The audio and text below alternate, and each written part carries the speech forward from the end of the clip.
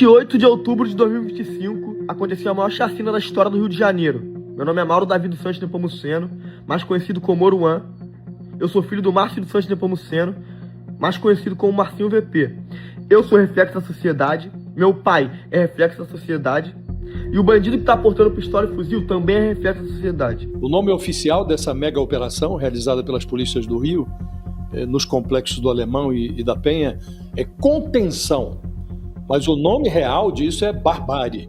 Uma coisa é conter o avanço territorial do Comando Vermelho. Coisa bem diferente é uma ação policial que resulta na produção de mais de 100 cadáveres. 60 pessoas mortas em confronto, ok? 60 pessoas mortas em confronto.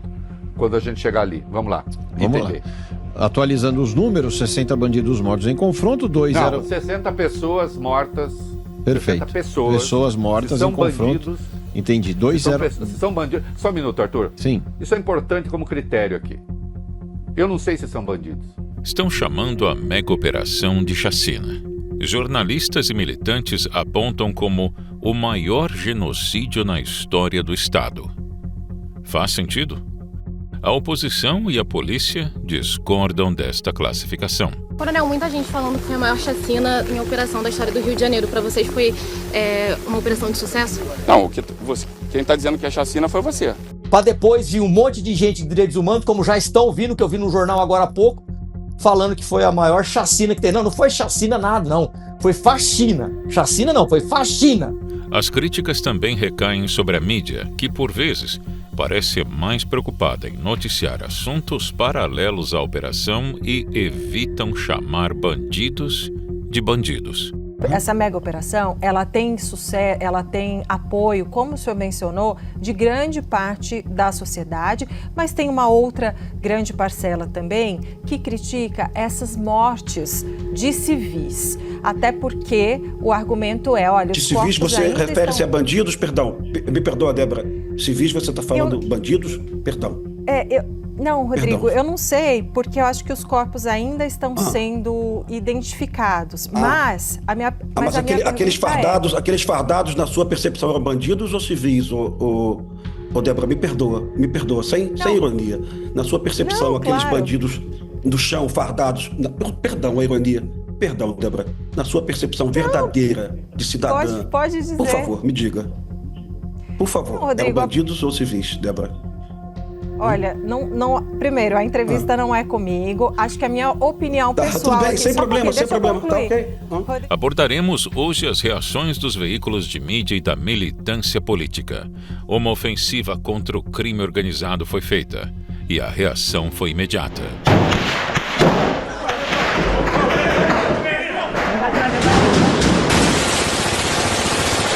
Os cria, porra! No dia seguinte à operação, dezenas de corpos encontrados na mata foram levados para a Praça da Penha. O número oficial de mortos até a gravação deste vídeo subiu para 121. A polícia afirma que atraiu os traficantes para a rota de fuga na mata, para proteger inocentes das ruas da comunidade. Segundo as autoridades, a tática foi empurrar os suspeitos mata adentro até o ponto mais alto da Serra da Misericórdia. O conflito foi todo na mata. Então não creio que tivesse alguém passeando na mata num dia de conflito. Eles também apreenderam 118 armas. Dessas, 91 eram fuzis. Mas o chefe da facção escapou. O governo estadual divulgou imagens de pessoas despindo cadáveres de uniformes de combate usados pelos traficantes. O diretor-geral da PF disse que a instituição analisou os planos e avaliou que não poderia participar da operação. A nossa equipe entendeu que não era uma operação razoável para que a gente participasse.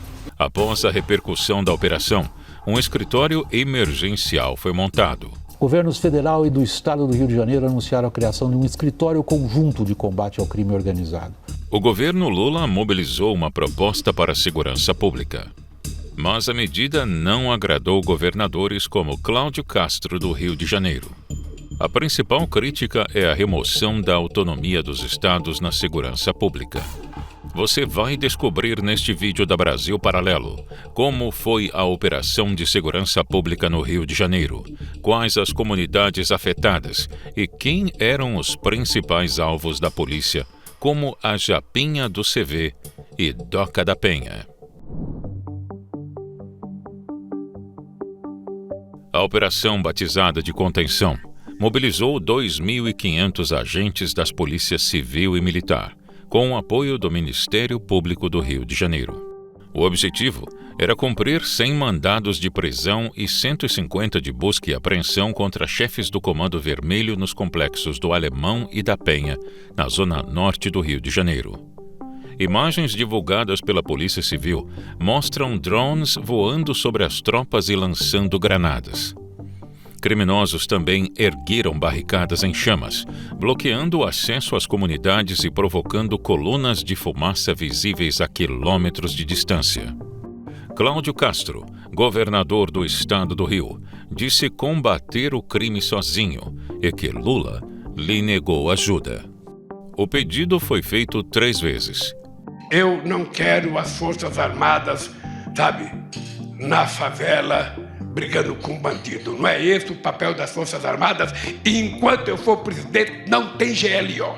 Os blindados que poderiam ser cedidos pela Marinha do Brasil serviriam para retirar barricadas do tráfico mais rápido, evitando a fuga de criminosos. A reação do morador, cara, de uma favela do Comando Vermelho, quando o BOP retira a barricada, o morador começa a chorar e te oferece água, meu amigo.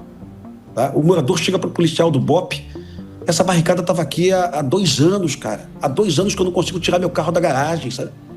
Não é possível que a esquerda brasileira não compreenda isso. Não é possível que alguém não entenda que retirar a barricada é uma emergência nacional. Lula, que poucos dias atrás afirmou que os traficantes eram vítimas de usuários, evitou condenar a operação e escalou o ministro da Justiça, Ricardo Lewandowski, para ser o porta-voz oficial da crise. Em coletiva de imprensa, um interrompeu o outro. A nossa equipe entendeu que não era uma operação razoável para que a gente participasse. Então houve uma comunicação. Me permita, por favor. Olha, a comunicação entre governantes, entre o governador do estado e o governo federal tem que se dar ao nível das autoridades de hierarquia mais elevada. Aliados de Lula agora se concentram em tentar desfazer esse mal-estar. Entre eles, o trabalho de explicar por que a Polícia Federal decidiu enviar blindados para resgatar 49 pássaros numa casa vazia e nenhum para ajudar a conter a crise de segurança no Rio de Janeiro. Mesmo sem o envio de tropas do governo federal, a ação militar no Rio contou com o apoio de helicópteros, 32 blindados, veículos de demolição e ambulâncias do Grupamento de Salvamento e Resgate.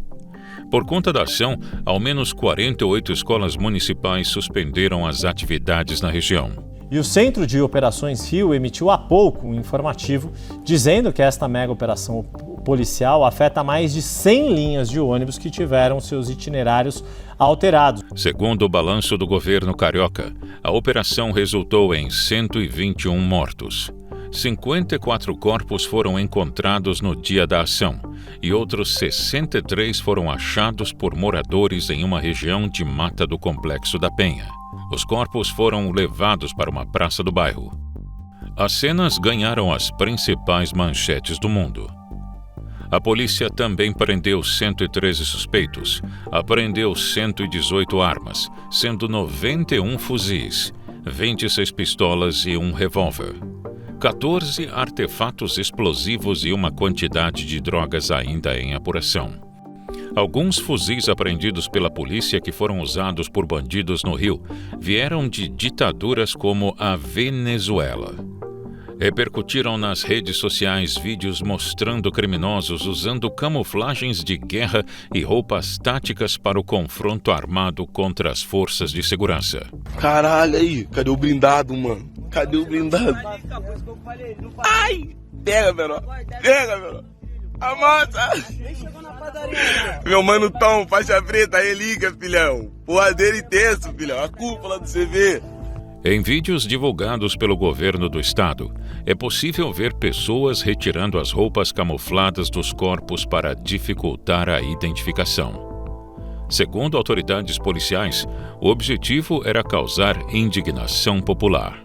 Por que os corpos dessas pessoas estão só de cuecas? Elas estavam só de cuecas no meio da mata e só tem gente pobre, negra e trabalhador. Então eu queria dizer para vocês o seguinte: então os moradores, entre aspas, eles retiraram as vestimentas camufladas desses mortos, porque ninguém anda de cueca na rua, na mata, principalmente nessas comunidades aí. Possivelmente moradores ou companheiros desses mortos retiraram as vestimentas de combate dessas pessoas, colocaram eles aí perfilados, deitados, para ter um impacto, e isso faz parte da guerra informacional, da guerra de narrativas. E vocês podem observar também que 75% desse pessoal é branco, diferente do que a mídia está mostrando ou divulgando. O secretário de Polícia Civil, Felipe Cury, disse que a polícia vai apurar a fraude processual por remoção de cadáveres após a mega operação.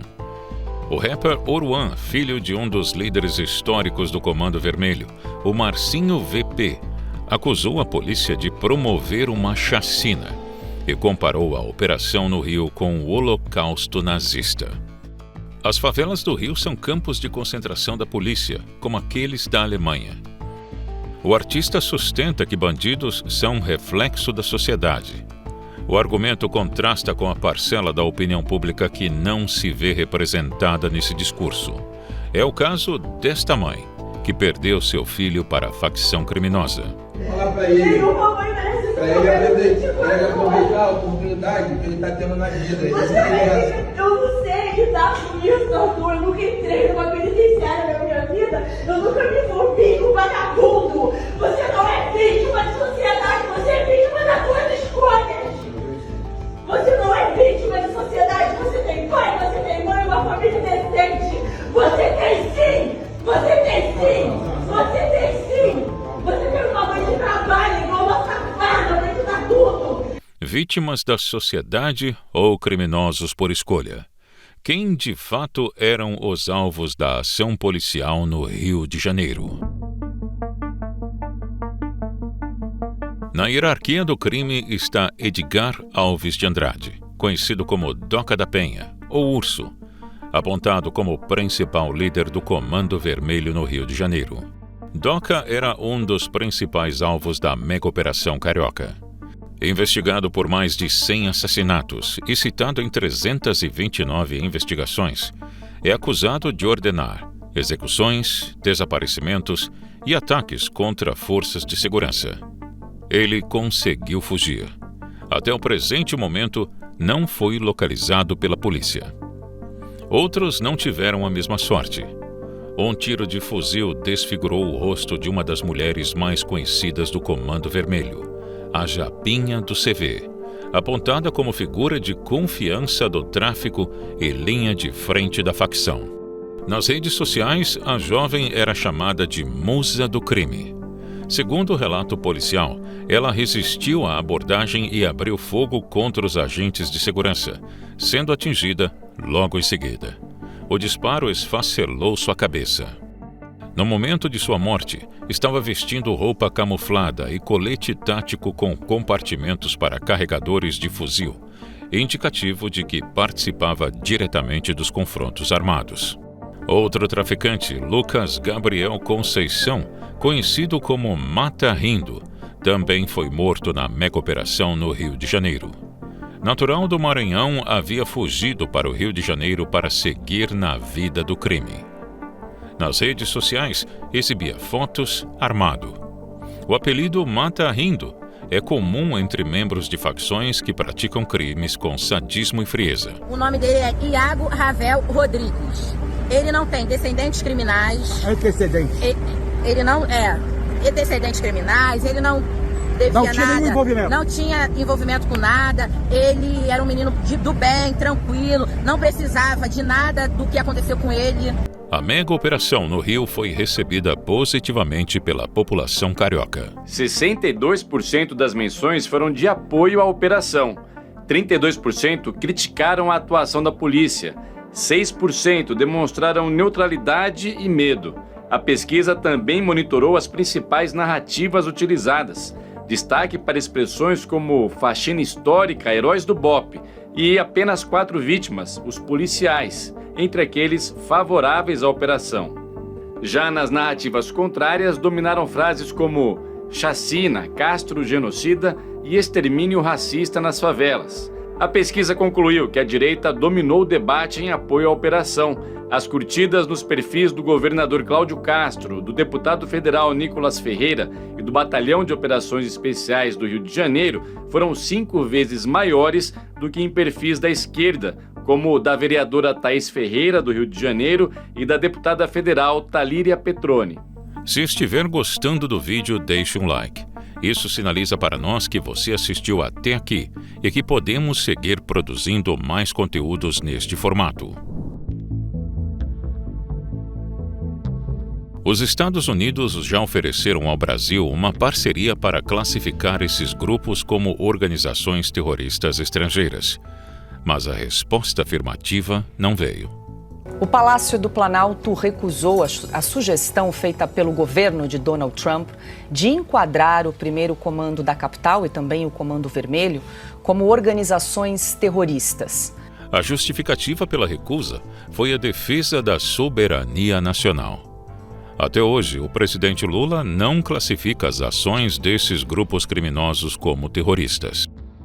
Apesar da pressão da oposição e de parte da opinião pública, o ministro da Justiça, Lewandowski, destacou que há uma lei que estabelece o terrorismo e que ela não contempla as ações de grupos criminosos como o Comando Vermelho ou o PCC.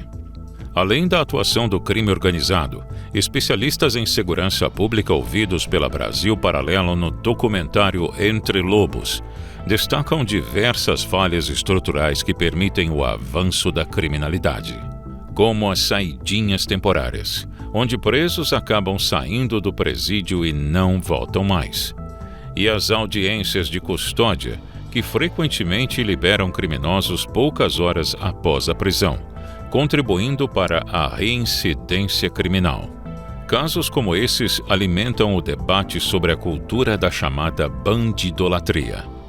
Para a população, a sensação de proteção ao criminoso parece se sobrepor à preocupação com a segurança do cidadão comum. O ministro Alexandre de Moraes intimou o governador do Rio de Janeiro, Cláudio Castro, para prestar informações detalhadas sobre a mega-operação contra o Comando Vermelho nos complexos da Penha e do Alemão.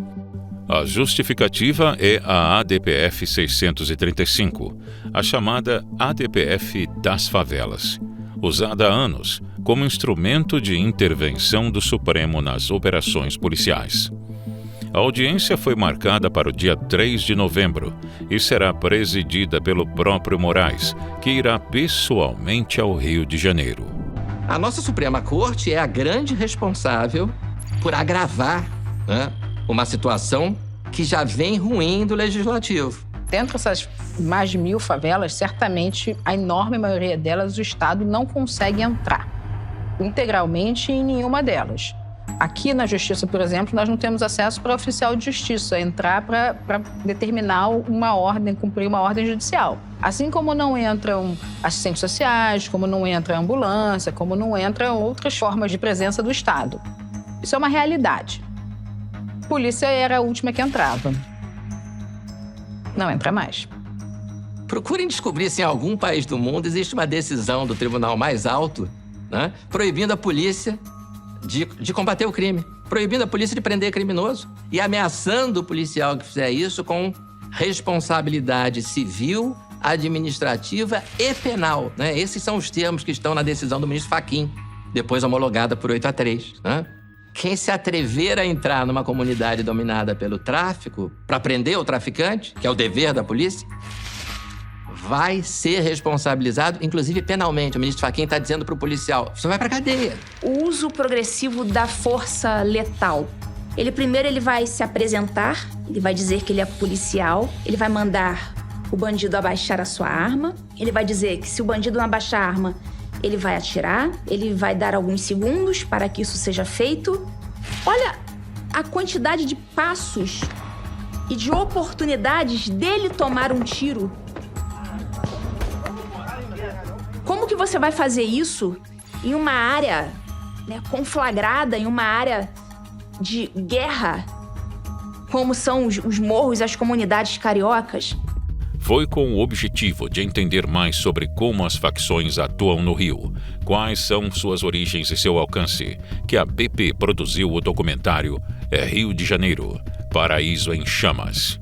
O filme é exclusivo do streaming da Brasil Paralelo, mas liberamos uma condição especial para você que assistiu o vídeo até aqui. Escaneando o QR Code ao lado, você garante até 70% de desconto em nossos planos para poder assistir gratuitamente a este documentário, além de mais de 100 outras produções originais em nossa plataforma. Fomos até o Rio de Janeiro e entrevistamos especialistas em segurança pública, políticos e policiais de forças especiais. São entrevistas que contam com exclusividade os bastidores do crime e da violência que transformaram o Rio em um campo de guerra. Basta apontar o seu celular para o QR Code na tela ou clicar no link da descrição para garantir seu desconto. Infelizmente, o Rio, que era famoso mundialmente pela sua beleza natural, ele hoje também é famoso mundialmente pela insegurança. Parece um vídeo de guerra de algum país do Oriente Médio, mas é a cidade do Rio de Janeiro. Tá vendo a barricada ali? A rua tá fechada, ó. Quem romantiza o tráfico é uma pessoa irresponsável e beira a criminalidade. Quem mandou atender o telefone celular na rua? A conta da incompetência do Estado na vítima, né? Teve intervenção, depois teve as UPPs, e não existe políticas públicas de segurança, nada certo. A gente comprava caminhão de fuzil, o cara deixava lá quantos fuzil a gente queria. Era vendido que nem bala. Para a facção, o que importa é o território. Vender maconha e cocaína, besteira.